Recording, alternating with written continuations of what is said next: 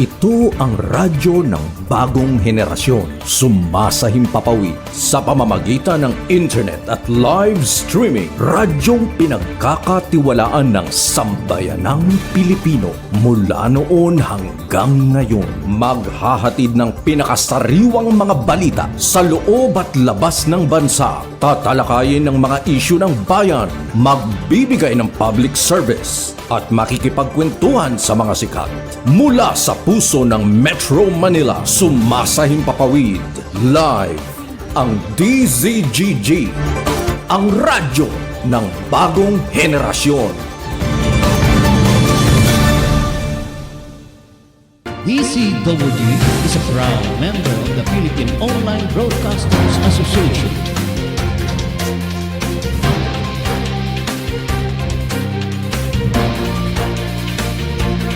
Balitang Pilipinas Worldwide. Programang siksik na balita, komentaryo at serbisyo publiko. Ang mga balita ay tatalakay ni Boyet Guillermo, magbibigay ng puro-puro at paglilinaw sa likod ng mga balita na nagmumula sa sikat na tao. Sa bahagi ng Balitang Pilipinas Worldwide, hindi mawawala ang serbisyo publiko para sa mga kababayan na nangangailangan ng tulong. Balitang Pilipinas Worldwide. At ito, ating pagdating balita si Boyet Guillermo.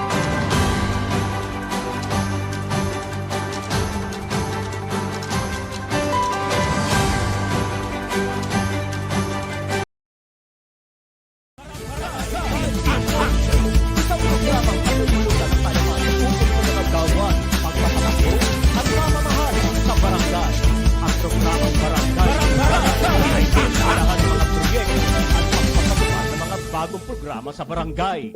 Makikilala din dito ang mga opisyal na naglingkod at naghahangad magserbisyo sa barangay. Kaya kayo, mga kabarangay, manood at kilatisin natin ang ating mga opisyal ng barangay. Samahan sina Rolly Bonyon at Boyet Guillermo sa kanilang 1 oras na programa mula 11:00 ng umaga hanggang 12:00 ng tanghali. Tuwing Lunes hanggang Biyernes. Barangay in Action! Narito na ang mga pinagpipintagang host ng programa.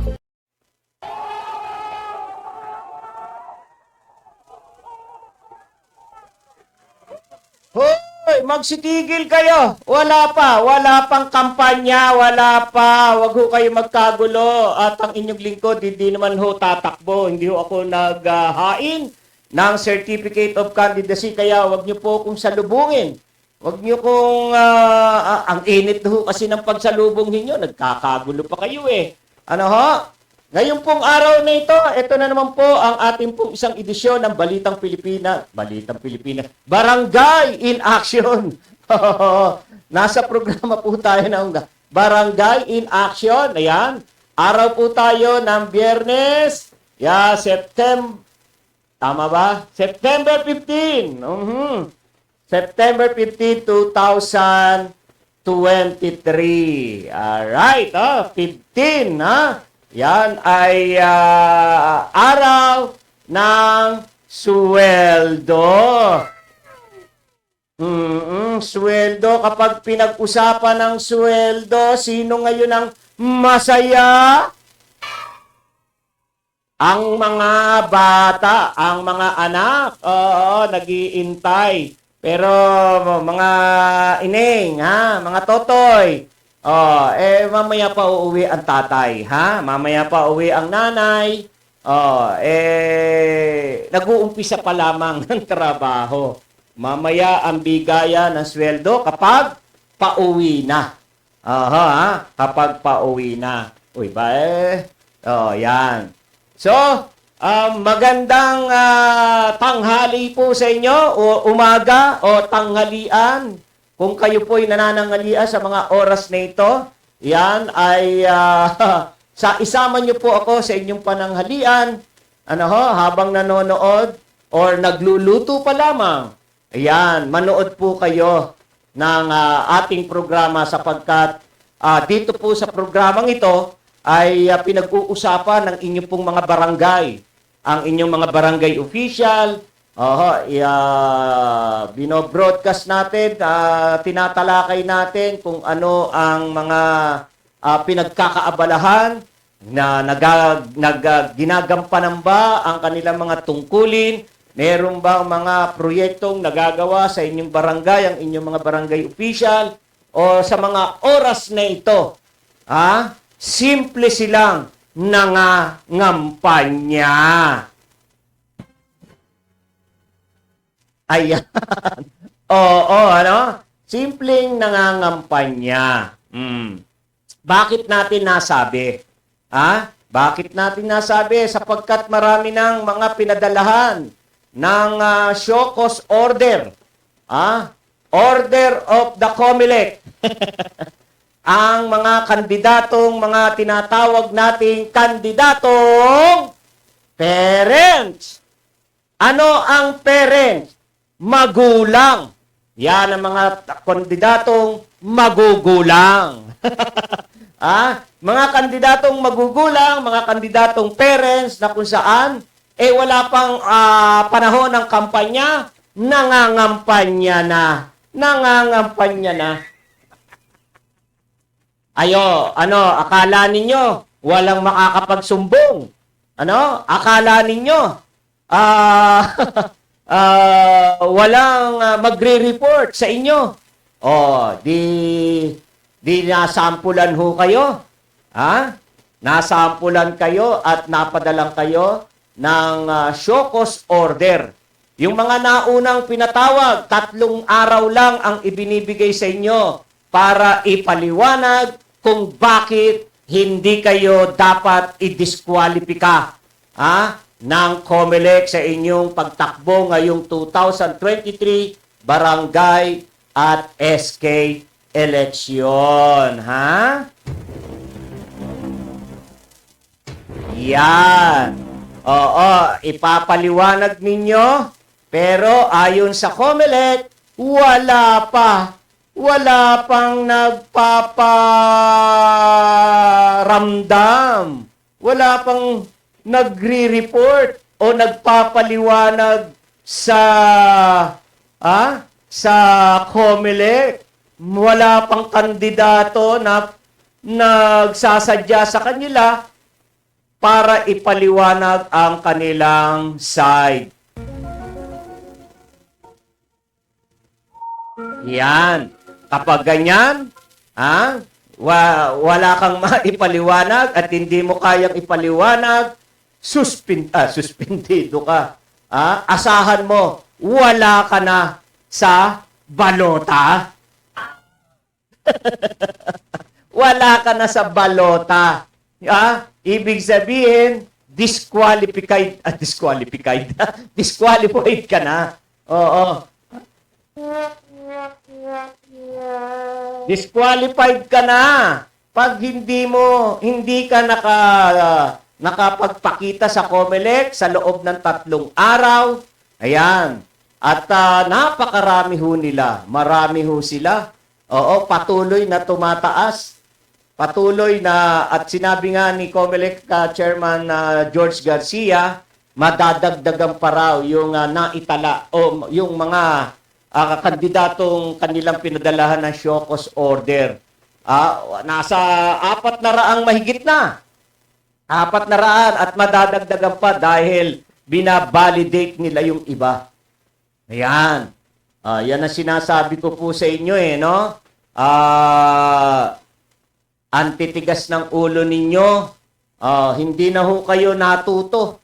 Akala ho ninyo, laging Pasko para sa inyo. Yung mga kandidato na talaga naman hong tinubuan na ng tahig sa posisyon. Hanggang sa ngayon, parents pa rin sila. Pambihira, no? Pambihira talaga. Di ngayon. Malamang sa malamang, ikaw ay mawala na sa sirkulasyon, mawala na ang pangalan mo sa botohan. Oo. Dahil hindi mo maipaliwanag ang side mo dahil positive. Positive ka, parents na kandidato. Hindi naman positive sa droga. Positive na nilabag mo ang Omnibus Election Code, ang mga patakaran sa halalan. Nilabag mo. Nangampanya ka ng mas maaga. Ang tawag ho dyan sa pangangampanya ng mas maaga, yaan ay premature campaigning. Na kung saan ipinagbabawal, mahigpit na pinagbabawal ng COMELEC. Hindi mo pinansin kasi akala mo ay walang mata. Walang mata na nakasubaybay o nagbabantay sa inyo dyan. Paano ngayon yan? Di isa ka. Isa ka sa, siguro, dito sa Pasay, aalamin natin kung sino yung mga kandidato na yan. Malalaman natin, pero wag naman nating ibubunyag ang kanilang mga pangalan. Yung barangay na lang. Naku, kailangan ho natin silang ilantad para makilala sila ng mga botante na sila yung mga kandidatong tinatawag na parents. Oo. Ano ang parents? Magugulang. Yan. Ano? Yan, ha? Yan yung mga kandidatong parents. Magugulang na gustong makaungos o makaunga-ungas. Iba yung ungas. Oo. Gustong makalamang. Yan, mga nanlalamang. Walang iniwan sa karera. Hindi pa sinasabi ang salitang go! Siya ay nakatakbo na agad. Di ba? Hindi pa sinasabi ang go. Nakatakbo agad. Nauna na agad, kumaripas agad ng takbo, hindi pa pinapuputok ang barel. Paltik yung barel. Tak! Hindi pumutok. Tumakbo na. Kinalabit uli. Bang! Takbo! Hindi nakalamang siya. Yan ang mga kandidatong mga tinatawag nating parents. Oo. Kaya, ilan sila? Ilan silang mga kandidato? Ang dami. Oo. Ngayon, sa mga susunod na araw, hindi lang ho tayo nakapaghanda ngayon, wala ho tayong, wala tayong load, Tawagan natin sana si Attorney Alvin Tugas ng COMELEC District 2, officer. Yan. COMELEC officer District 2 ng Pasay City para alamin natin sa kanya na meron na ba dito sa Pasay na mga kandidato na napadalan nila ng show cause order. Oo. Ilan sila? Sino-sino sila? Ayan. At ano ang mangyayari sa kanila kapag hindi sila nakapagpaliwanag sa loob ng 3 araw. 3 araw lang. Pang 3 araw na ngayon, yung unang mga napadalan, 3 araw na, kung di tayo nagkakamali. Miyerkules, inilabas na ng COMELEC yung bilang ng mga kandidato na kanilang pinadalahan ng show cause order. Miyerkules yan. Miyerkules, Huwebes, Biyernes. Nako!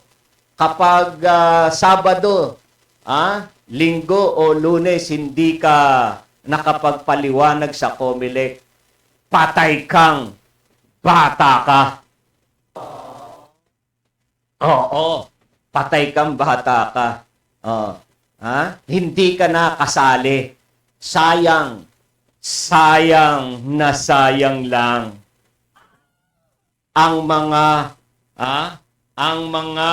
paghahanda mo. Oo. Ang mga paghahanda mo sa iyong pagtakbo. Mm-mm. Ano? Umiral ang iyong pagiging parents. Ayan. Akala ninyo, laging Pasko sa inyo, lagi ninyong magagawa ang gusto ninyong gawin. Dahil kayo'y mga tinatawag na mga Vatican, mga organic, mga tinatawag na Vatican, organic, mga legend, mga tinatawag na traditional politician. Yan. Ano? Akala nyo, lagi. Iba ngayon. Oo. Huwag nyong subukan. Huwag nyong subukan si Comelec Chairman George Garcia. So, madadagdagan pa raw yan. Dahil, umaabot sa mga milyon. Umaabot sa milyon ang mga naghain ng COC dito ho sa barangay NSK election. Meron bang SK dyan na kandidato? Yan, alamin natin. Alamin natin na kung may mga SK. Posible meron. Kasi kung yan ang nakikita nilang mga sistema sa kanilang barangay, pagdating ng eleksyon, parents ng parentsan. Parentsan ng parentsan. Ano ba yung parentsan ng parentsan? Gulangan ng gulangan. Yun din ang gagayahin at susundan ng mga SK. Mga bata. SK. SK yan Sangguniang Kabataan. Oo. Yan din ang tutularan. Dahil yan ang natutunan at nakita nila sa mga traditional politician, sa mga Vatican, at sa mga parents na kandidato. O yan. Kaya, malamang. Malamang sa malamang.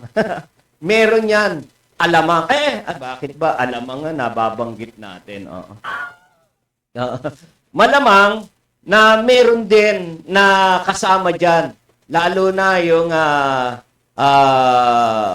syempre, ilang taon din ho silang nanungkulan. Tatlong termino din ho sila, yung mga SK chairman, SK kagawan. Meron din silang tatlo na termino. Tatlong termino, ibig sabihin po ng tatlong termino, hindi ho 3 taon lang ho yun. Tatlong termino, ano ho nyo yan?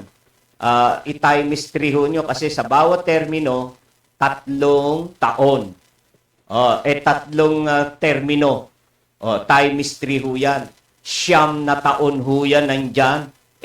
Sila po ay ang election ho nung ilang beses na ho na suspend ang election. Hindi ba? Dumaan pa ang pandemic. Di ba? So, nadagdagan. Biruin mo, umabot sila ng mahigit 10 taon sa serbisyo na wala naman tayong nakita na maganda sa barangay.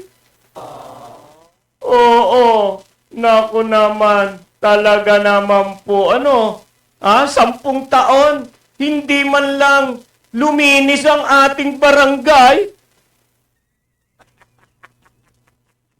Wala tayong nakita mga proyekto sa barangay. Ay, biruin ninyo. Sila ho ay tumanggap ng honoraria. 10 taon silang tumanggap ng honoraria. Ano yung honoraria? Sweldo po yun. Pero hindi daw sweldo ang tawag doon. Honoraria lang daw po yun. Parang pampalubag loob. Pero magkano din ho yun? Ba, kulang-kulang hong 15,000 ho yun. 15,000? Ilan ho silang opisyal? Ilan ho silang opisyal sa barangay? Yung 15,000 ho na yan, galing po yan sa buwis ng mga taxpayer. Oho, bayad tayo ng bayad ng buwis. At pinansusweldo. O sabihin natin, binibigay natin honoraria para sa mga barangay official. Pero ano pinaggagawa nila sa barangay? Sila yung mga siga sa barangay.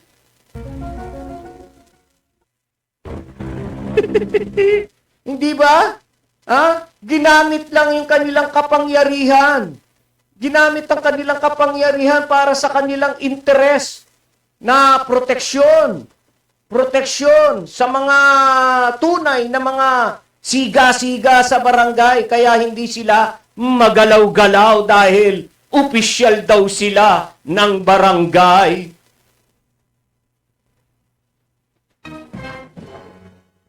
Yan.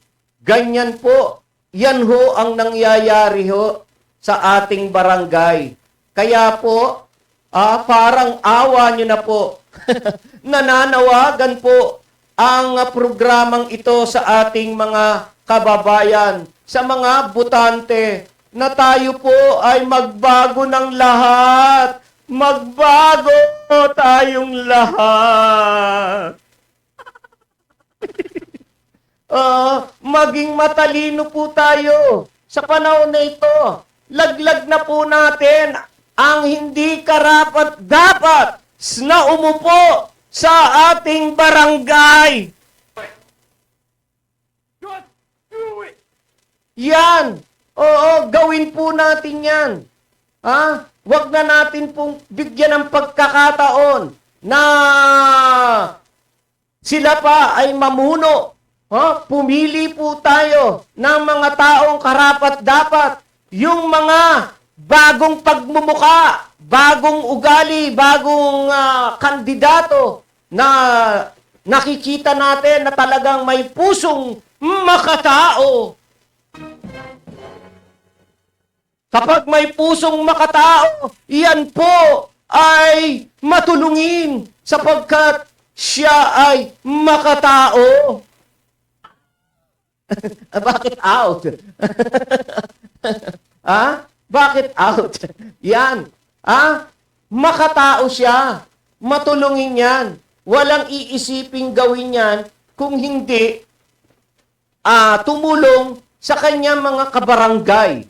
Lalo na doon sa mga pamilya na kapuspalad sa kanyang nasasakupan. Ano ho?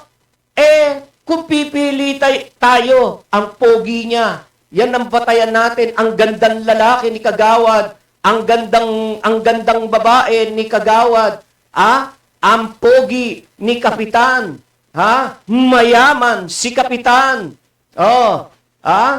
at matalino si Kapitan, retired general, retired abogado, retired sundalo, retired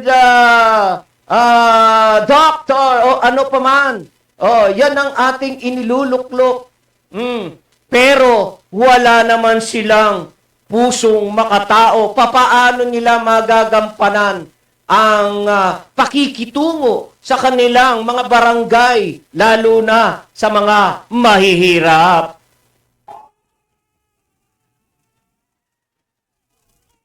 Kaya, alam nyo po, ang requirements po, ang requirements lang po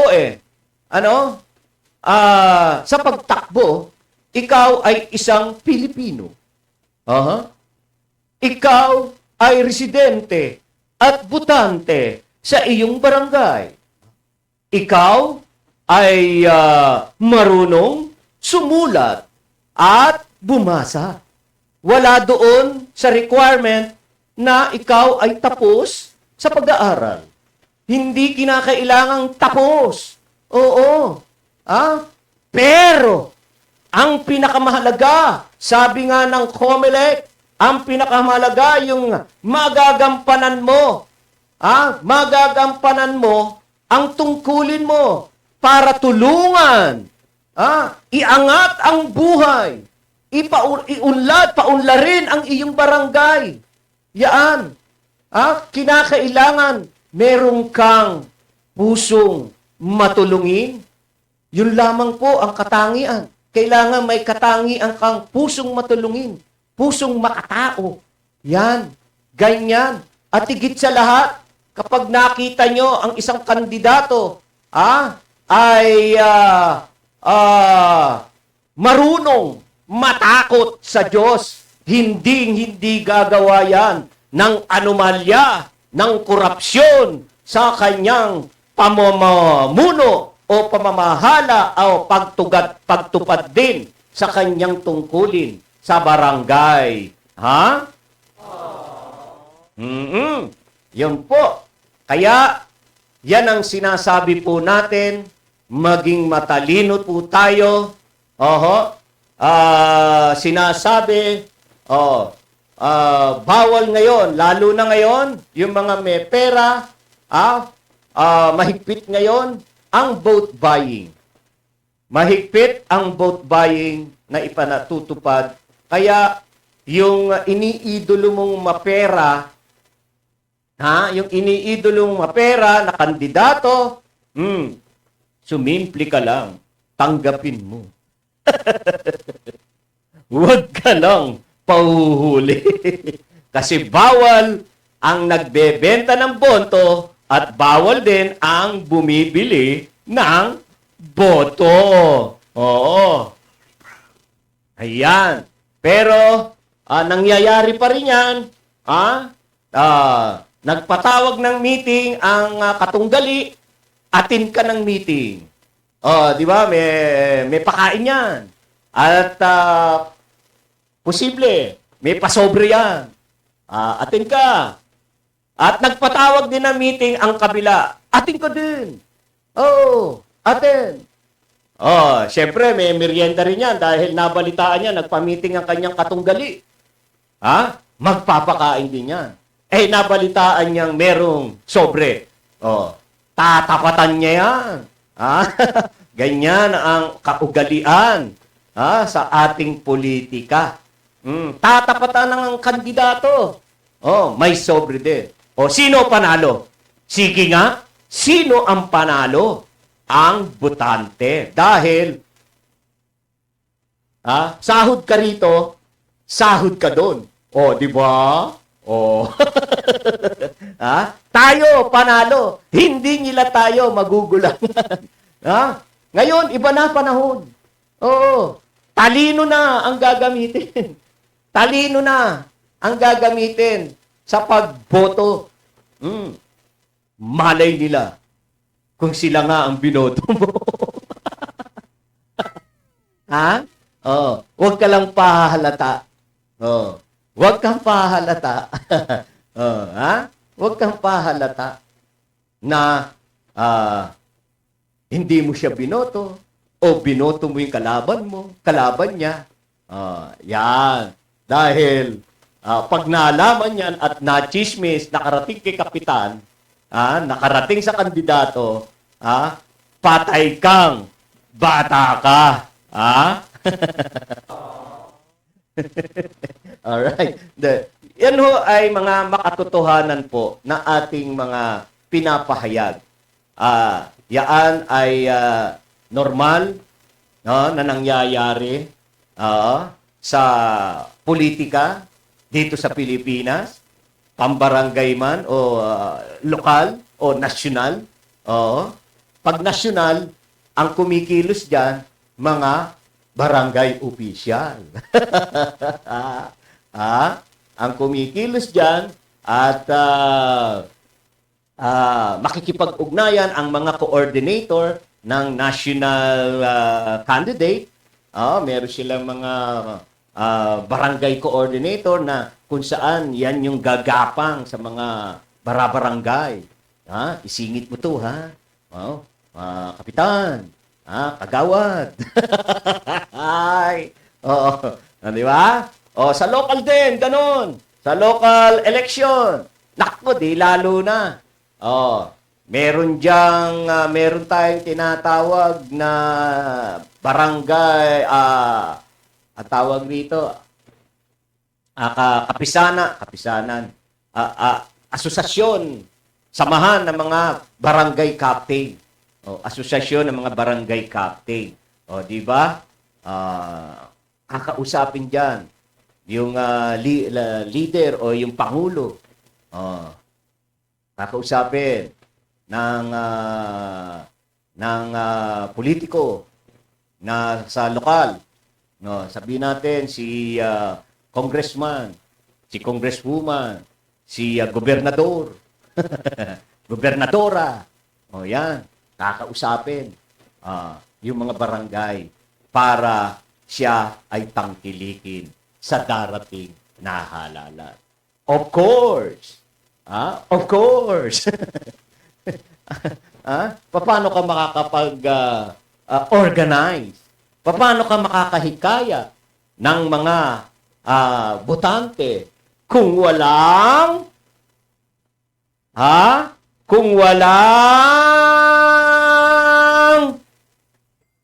uy, alam nyo na yun. Ano? Ayun. Pag walang ganon, wala. Wala tayo. Wala kang makukuha. Hindi mo ma-organize. Hindi ka makakapag-organize ng mga botante dahil kulang ka nito. Bitin na bitin no? Alright? So, yan ang mga nangyayari sa ating eleksyon. Kaya sa mga panahon na ito, baguhin na po natin, nakasalalay sa ating mga ballpen. Nakasalalay sa ating mga ballpen ang ikakabuti, ikagaganda at ikauunlad ng ating barangay. Kapag tayo po'y nagkamali, magtitiis ka na naman. Nagtitiis ang aking puso. Magtitiis ka na naman ng 3 taon, na nakikita mong ang inyong barangay magulo, puro away, bisyo, at mga kabataan, ayun. Ang mga kapitbahay walang inatupag kung hindi bisyo. Ayan. Napapabayaan ang mga anak, nagkalat sa lansangan, nagkalat sa karsada, na kung minsan nga ay natututong mang-agaw, mang-isnatch, manghingi dahil ang pamilya ay hindi maayos. Dahil na rin sa takbo ng kanilang barangay. Walang programa na naiisip o nagagawa ang ating mga barangay official para sa mga ina.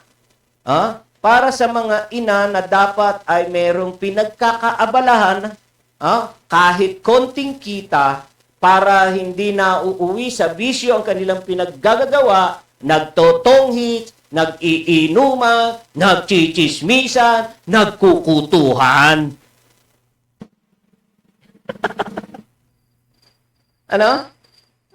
Yan. Meron ho silang ginagawa.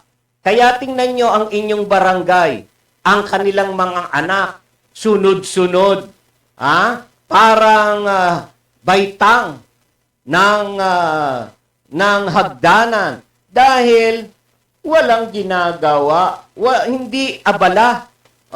Kaya pag uwi, dadating si tatay, Ayan. Pagod si tatay, kondisyon si nanay dahil wala namang ginagawa. Si tatay ay mag-aalis ng pagod. Mag-aalis na. Oy, teka muna. Baka makalimutan po natin, Babati ko muna yung ating mga viewers. Ay, si Andrea Porte. Good Friday morning. Yan. Oy, si Deli Concepcion. Good morning, happy Friday. God bless you all.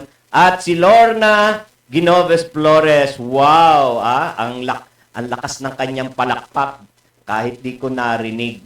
Ayan. Pero meron siyang emoji. Tawag niya emoji ba yan? Ayan, may palakpak siyang ganon. Si Lorna Ginoves Flores from Dubai. Ayan. Sabi niya, hello! At si Sister Beng, good morning. This is Double G, host Brother Boyet, Madam Deli Concepcion, at sa lahat ng viewers, happy weekend po sa lahat. God bless us all. Yan, si Sister Beng, ang kapatid ko, kay Kristo. Ang kapatid natin kay Kristo. Good PM po, dito ko ngayon yet. Saan ka nga? Saan yan? Baka nandyan na ngayon siya sa Kanlalay. Kanlalay ba? Sakop ng Kanlalay yun, Oo. Andun siguro si Lorna ngayon. Umuwi na siya.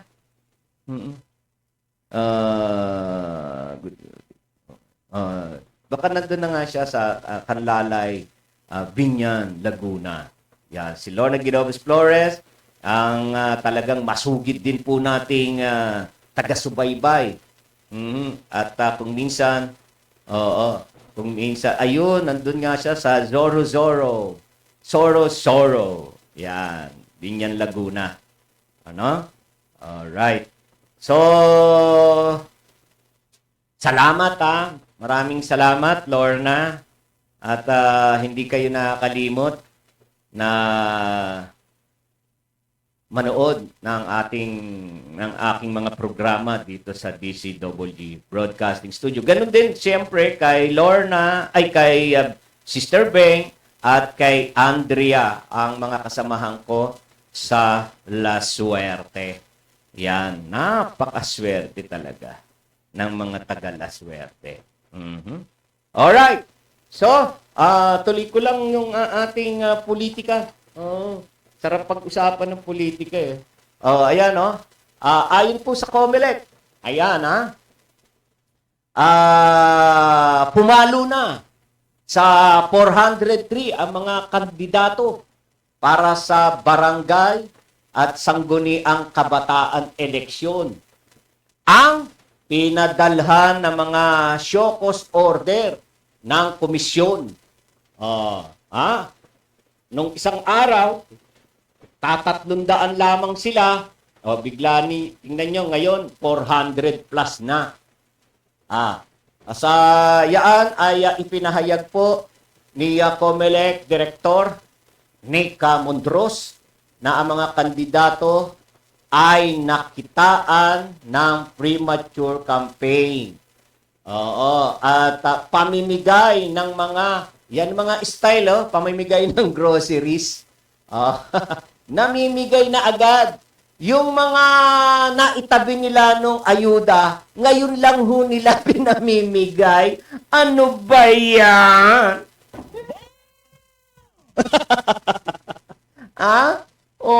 Namimigay sila ng grocery. Imagine. Alam no po ninyo, ayon ho sa batas ng Omnibus Election Code, hindi ko lang ho alam kung anong article at ang tawag rito, artikulo o ano yan, piso lang ho ang dapat gastusin ng isang kandidato para sa mga botante. Piso lang ang dapat gastusin sa mga botante. Biruin nyo nga grocery. Sa bagay, wala na hong mabibili yung piso. Wala namang mabibili. Yung candy? Ayan, candy lang yun. Si Kapitan, mayaman. Si Konsihal, mayaman. Aba, grocery pinamigay. Oh, baka nga yan, grocery na yan. Yan pa yung pandemic. Ha? O yun, ako. Baka expired na yan, ha? Oo, baka expired na yan. Pinamigay na ngayon. Nako. Basahin ho ninyo expiration date niyan at baka sumakit pa ang tiyan nyo dyan. Naku naman. Oo. Suriin ninyo yung mga expiration date niyan. Yan, ha? Ayon po kay Mondros, hanggang sa ngayon ay wala pang sumasagot sa kanilang mga show cause order. Wala pang sumasagot talaga naman. Oo. Hindi nila masagot-sagot ngayon dahil positive nga sila. Positive talaga naman. Oo, positive sila, hindi ho sa illegal drugs. Positive sila na sila ay lumabag sa premature campaigning. Maagang nangampanya na kung saan ang tawag sa maagang pangangampanya ng kandidato ay parents candidate. Parents candidate sa Tagalog ay kandidatong magulang. Ano? Kandidatong magulang. Or magugulang na kandidato kasi madami sila. Oo, ayan, ha? Alright. Ayon kay Mondros, yan, ha? Hindi pa nga daw po sumasagot sa show cause order na pinadala nila ang mga kandidatong nakita na nangampanya ng mas maaga. Ayan, ha? Sa ngayon ay bumuo na ng full body ang task force kontra EPAL laban sa mga abusadong mga kandidato. O kita nyo, EPAL na, kontra EPAL. Tinawag pa kayong kontra EPAL. Laban sa mga abusado. Kita nyo, abusado. Pag sinabi yung abusado, sinabi ng COMELEC na abusadong kandidato kayo, kayo ho yung mga kandidato na binabaliwala ang mga batas ng halalan. Ibig sabihin, kayo yung mga kandidato na traditional politics na walang pakundangan na nagpe-parents candidate. Naggugulang na kandidato. Ano po? Ayan. Kaya nagbabala. Muli, nagbabala ang COMELEC. Si Director Mondros na wala silang sasantuhin. Tingnan nyo, wala silang sasantuhin sa mga pasaway. Biruin nyo, pasaway ho kayo, tawag sa inyo. Pasaway na kandidato. Ano ho? Ayan na ho ang inyong mga katangian. EPAL, pasaway na kandidato, abusadong kandidato, at parents na kandidato. Ay, nako.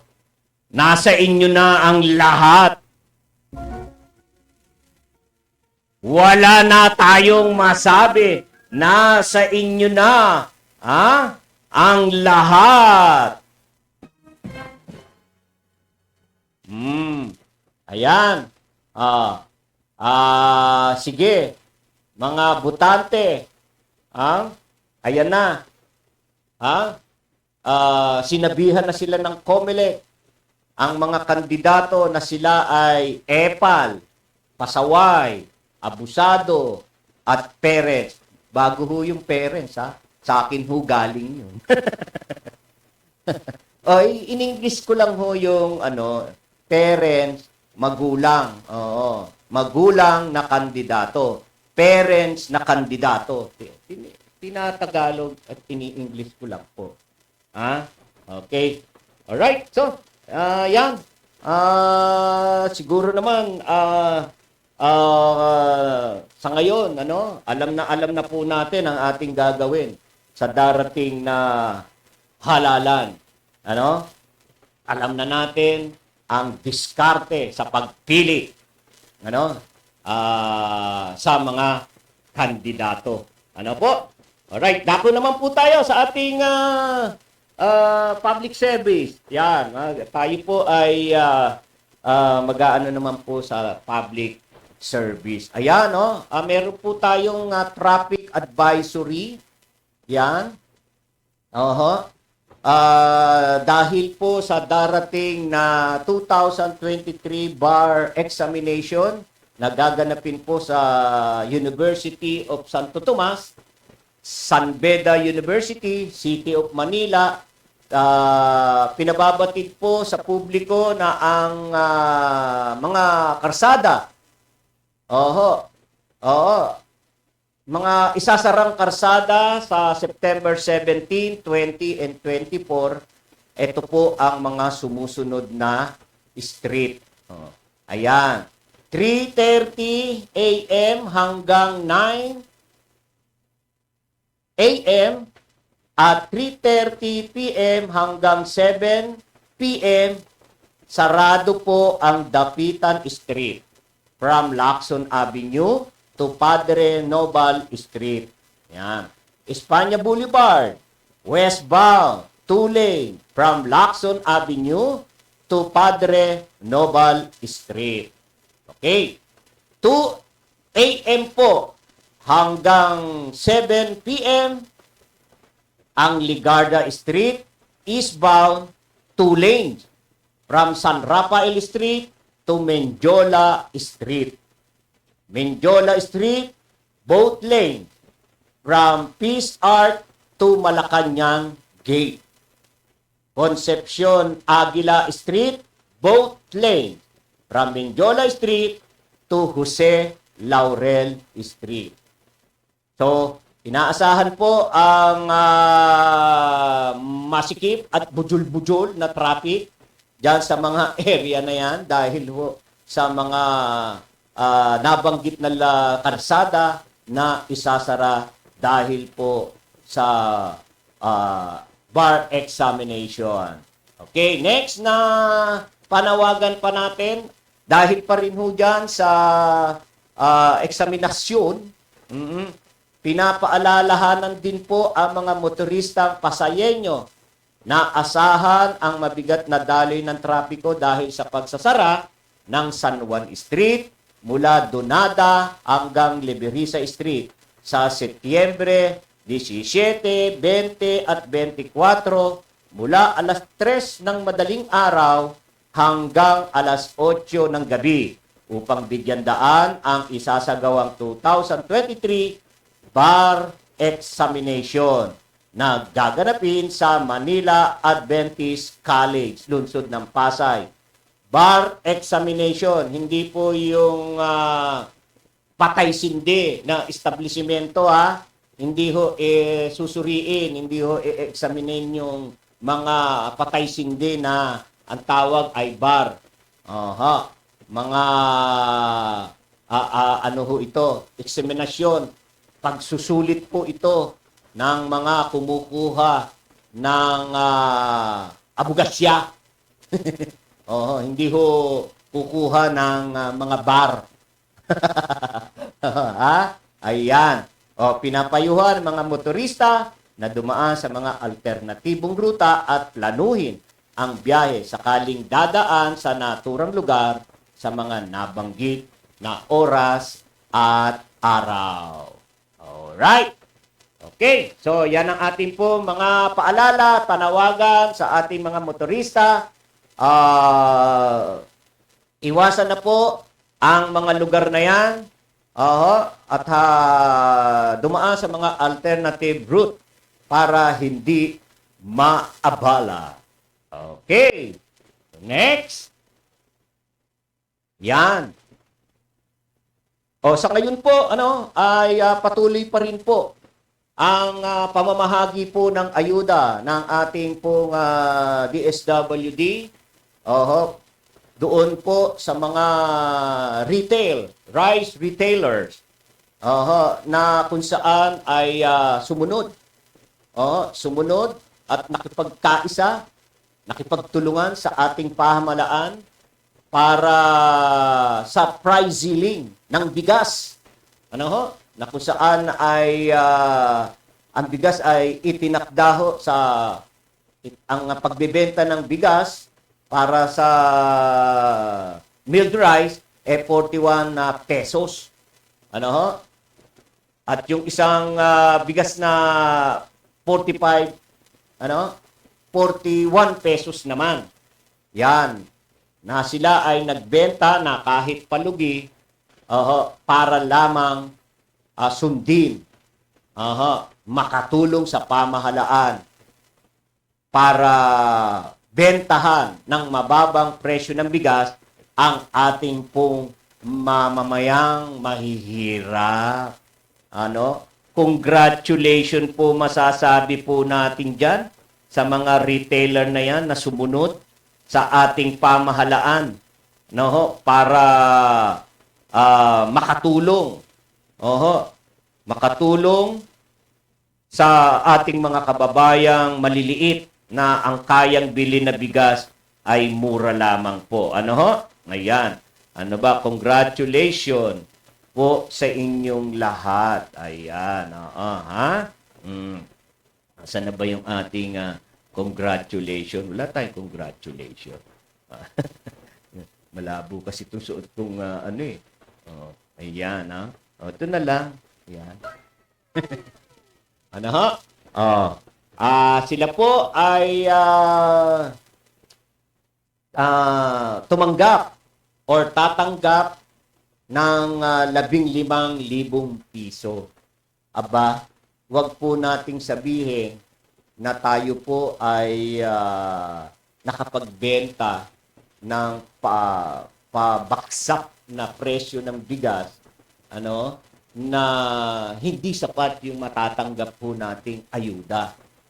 Dapat masabi po natin at tayo'y magpasalamat sa ating pamahalaan na ngayong panahon lang ito sa administrasyong ito, nagkaroon ng mga ganyang ayuda sa mga negosyante. Biruin nyo, negosyante nga ang tawag sa inyo, ibig sabihin, meron kayong malalaking kapital. Pero, tatanggap pa kayo ng ayuda mula sa ating pamahalaan? Ngayon lang po yan nangyayari.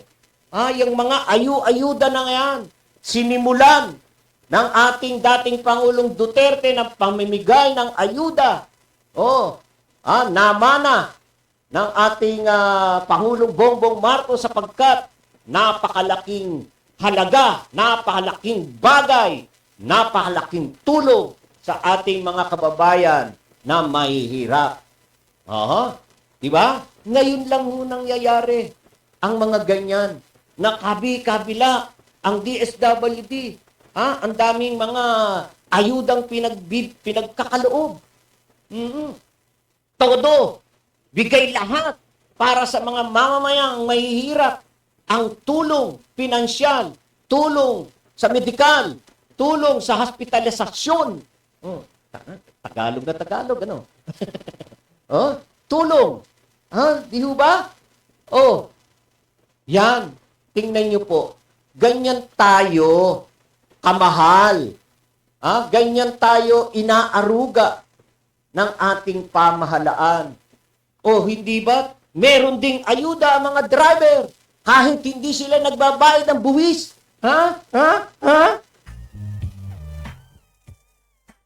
Wow, ang sarap naman yan. Meron silang ayuda. Biruin niyo. Meron silang fuel subsidy. Umaabot ng 10,000. 10,000 dahil sa pagtaas ng presyo ng gasolina. Pero kami ngang mga private motorists, wala man lang kaming diskwento. Wala man lang kaming diskwento, kami yung mga taxpayer. Hindi ho naman ho masama loob namin. nananawagan lang ho kami na kami ho ay mapasama sana. Oo, mapasama naman po. O, yan. Ayan, ha? Tuwan-tuwa ho sila, oh. O, yan. Mapasama naman. Okay. Kung pag-aralan ho ng ating po mga mambabatas na yung mga taxpayer, yung mga private, epektado rin naman ho kami. Oo, epektado rin naman po kami sa taas po ng presyo ng gasolina. Ano ho?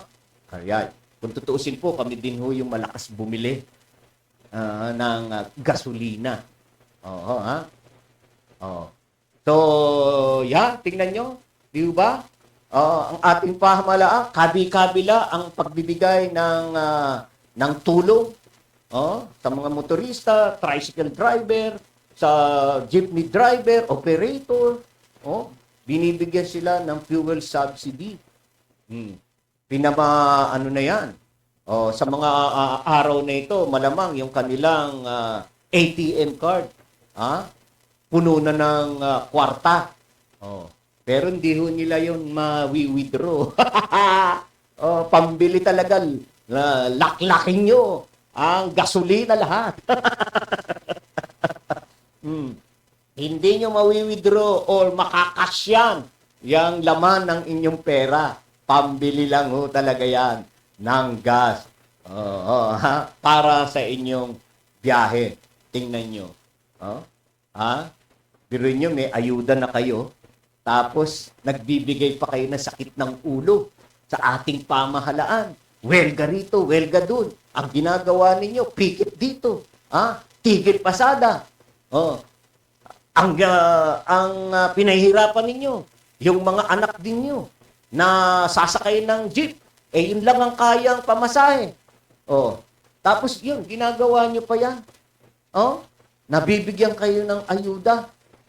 Paghirit naman ninyo ng dagdag pasahe, ayun, kasabay din ho niyan. Dadagdagan na ho. Aprobado na ng LTFRB ang dagdag pasahe ninyo. Tingnan niyo po, ganyan tayo kamahal. Tayo ng ating pamahalaan. Kung ano ang pangangailangan, tinutustusan. Kung ano ang kulang sa atin, pinupuna ng ating pamahalaan. Kaya, magpasalamat po tayo. Salamat tayo, hindi ho tayo nagkamali. Hindi ho tayo nagkamali sa pagpili ng iluluklok natin sa Malacanang. Ano po? Ayan. At yan nga po, itong araw na ito, sa Maynila at sa Pasay, pinangunahan po ni Mayor Hani Lacuna, Pangan, Vice Mayor Yul Serbo, Neto at Department of Trade and Industry, ang Assistant Secretary Agaton Obero, ang pamamahagi ng pera sa ilalim ng Sustainable Livelihood Program ng DSWD sa 172 rice retailers mula sa mga pampublikong pamilihan at 2 sa pribadong pamilihan sa San Andres Sports Complex. Naalala ko rin po, ang media din ho, nakatanggap din ho ng ayuda. Nakatanggap din po ang ayuda dahil hindi naman ho lahat ng membro ng media ay sumasahod. Yung iba ho dyan, ang tagal-tagal na hong contractual. Hindi ho contractual talagang correspondent lang, volunteer lang. Tumanda na, nakabo-volunteer, hindi pa siya pinasasahod ng kanyang kumpanya. Alam na alam ng mga senador yan, lalo na po ang naging kalihim ng DSWD na si congressman ngayon, na si Erwin Tulfo. Nakatanggap din po kami noon. Tingnan niyo ho, di ba? Ang saya-saya. Kabi-kabila na yung ayuda na tinatanggap ng mga Pilipino sa mga panahon ngayong administrasyon? Di po ba? Alright. Tuloy po natin. Yan, sabi po ni Mayor, batid daw nila na hindi sapat ang maibibigay sa kanilang assistant sa pagkakataong ito. Pero sabi nga nila na anything above zero is positive. Sana daw po ay makatulong yung ayuda sa kanila kahit ngayon man lang. Ayan. So, ang alam nila ay mahigit pa sa 100 na 72 ang mga retailers, rice retailer, sa Maynila po ay sinisikap nila na bumalangkas pa ng mga paraan kung papaano nila matutulungan ang iba pang mga rice retailer. Yan. Alright?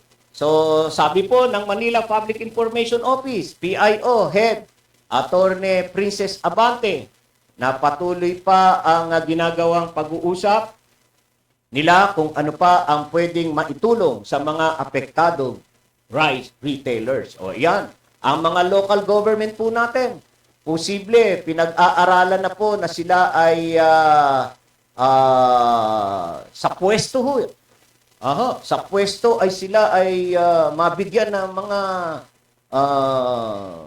singilin na lamang ng 50% ang upa. Malaking tulong na ho yan. Oo. Yung 50%, magkano binabayad ng upa ng rice retailer sa pamilihang bayan? Magkano? Mahal din po yan. Pero kung sila po ay matutulungan at bibigyan ng diskwento ng lokal na pamahalaan, ang laking tulong. Pinapakuha po ni Mayor ang lahat ng data kung ilan ang affected talaga sa mga barangay vendors na to mag-submit sa DSWD na hindi pa kasama sa payout. Sa Pasay City, pinangunahan naman po ni Mayor Imelda Emmy Calixto Rubiano at mga kinatawan ng DSWD, Department of Interior and Local Government at Department of Trade and Industry sa pamamahagi ng tulong pinansyal sa may 56 na rice retailers mula sa Pasay City Public Market. Yan. 56 dito sa Pasay City. So, sinabi po ni Mayor Rubiano, dumaan sa mahigpit na pagsusuri ang mga tumanggap ng rice subsidy mula sa pambansang pamahalaan para matiyak na mga kwalipikadong benepisyaryo lang ang mababahagian ng tulong pinansyal. Bukod sa 15,000 pesos, bibigyan sila rin, bibigyan din ng lokal na pamahalaan ng karagdagang 5,000 pesos! May dagdag pa sa Pasay, tingnan nyo, yan ang kagandahan Nagpapaligsahan ng lokal na pamahalaan para sa kanilang mga programa, sa kanilang mga constituent o sa kanilang mga nasasakupan. Ganyan sana talaga, tingnan nyo ang lungsod ng Pasay. Hindi patatalo. Nagdagdag pa ng 5,000 pesos financial assistance mula sa lokal na pamahalaan. At food packs at grocery package mula naman sa kanyang tanggapan.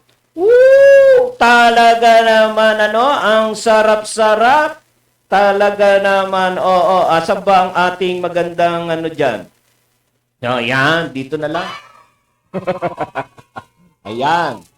Mapapabilang din sa benepisyaryo ng tupad, tulong pangkabuhayan panghanap buhay sa ating disadvantaged display workers program at tatanggap ng 6,000 para sa 10 araw na pagbibigay serbisyo sa komunidad ang lahat ng nabigyan ng ayuda. Tingnan nyo, may tupad pa rin, Ang dami na ho nating mga programa, mga programa ng ating pamahalaan para So talagang ano pa ba ang ating irereklamo? Di ho ba? Oh. Ano? So, di ba sa ngayon natahimik. No? At ang dami. Napanood doon natin, ang dami po mga rice retailers. Oh, hindi lang po 'yan. Sinisikap po ng ating national government yung mga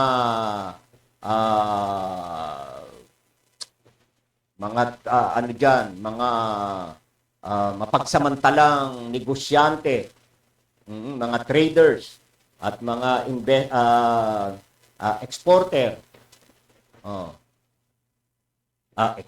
Importer ng bigas.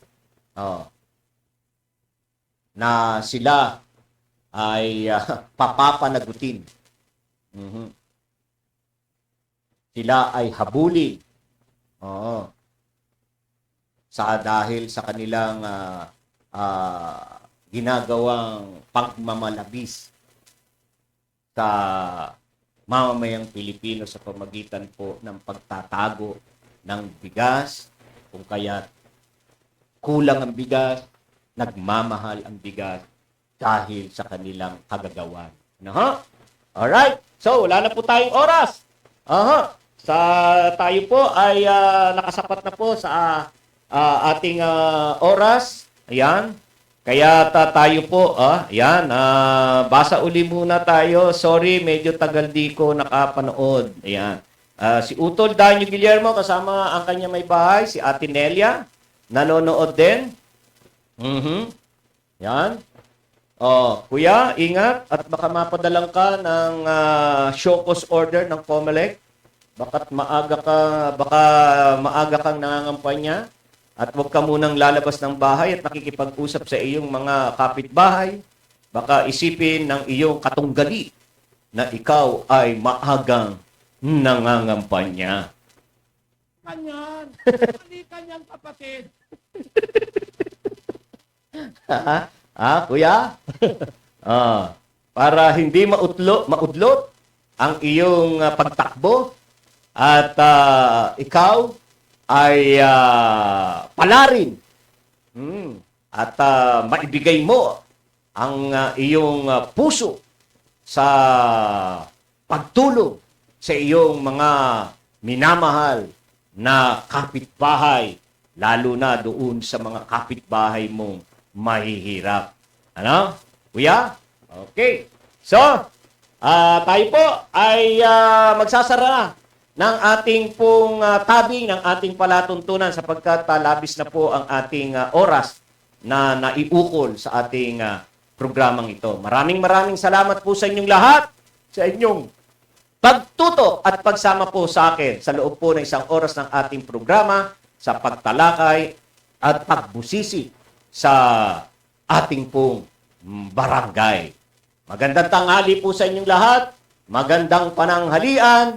Yan. Ang inyong pong lingkod ay nagpapasalamat sa inyong lahat. Ano po? At tayo po ay nag-iiwan ng katagang. Nawa tayong lahat, ingatan, pagpalain ng ating Panginoon, saan man tayo patungo at anuman ang ating gagawin sa araw na ito. Thank you, Lord. Thank you, Jesus. Maraming salamat po sa inyong lahat. Ang DCGG, inyo ito, dito, kayo ang bida.